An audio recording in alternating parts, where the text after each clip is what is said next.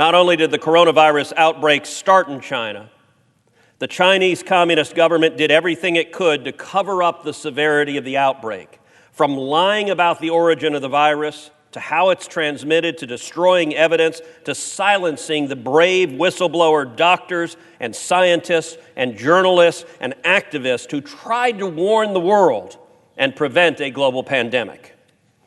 It's been reported recently that between January 1st and April 4th, the Chinese government charged 484 people with crimes because of comments they made about the coronavirus pandemic. In Wuhan, 8 doctors who sounded the alarm about coronavirus in December were accused of spreading lies, arrested, and forced to sign documents claiming that they had made false statements that, quote, disturbed the public order. In reality, they were telling the truth. They were warning us. One of those doctors, Dr. Ai Fen, has been missing since late March. Another, Dr. Li Wenliang, has since died from the coronavirus. Dr. Li Wenliang, his wife, was pregnant with the couple's second child when he died. And it's not just Chinese doctors who are paying the price for telling the truth. Journalists and activists who courageously spoke up, they're disappearing too.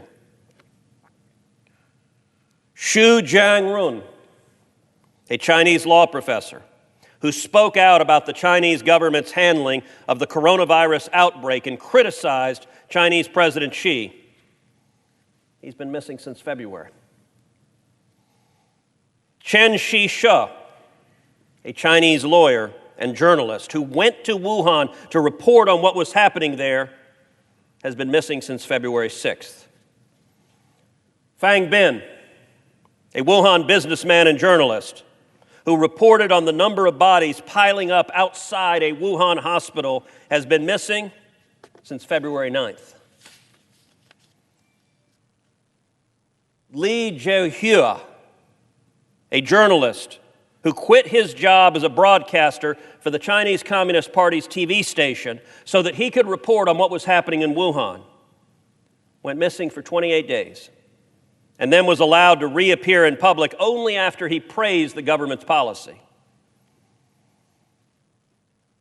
Ren Zhiqiang, a real estate tycoon who had been publicly critical of President Xi's handling of the coronavirus crisis, has been missing since March 12th.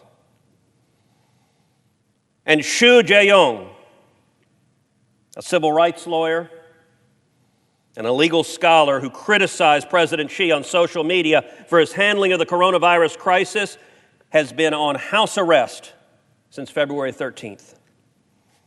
If the Chinese government had acted responsibly and sought the advice of public health professionals instead of silencing them, there's a very real possibility the coronavirus could have been contained as a regional outbreak. Instead, we are now dealing with a deadly global pandemic. These brave men and women are just the latest targets of Chinese Communist government's relentless attacks on truth tellers, on freedom fighters, and on religious and ethnic minorities.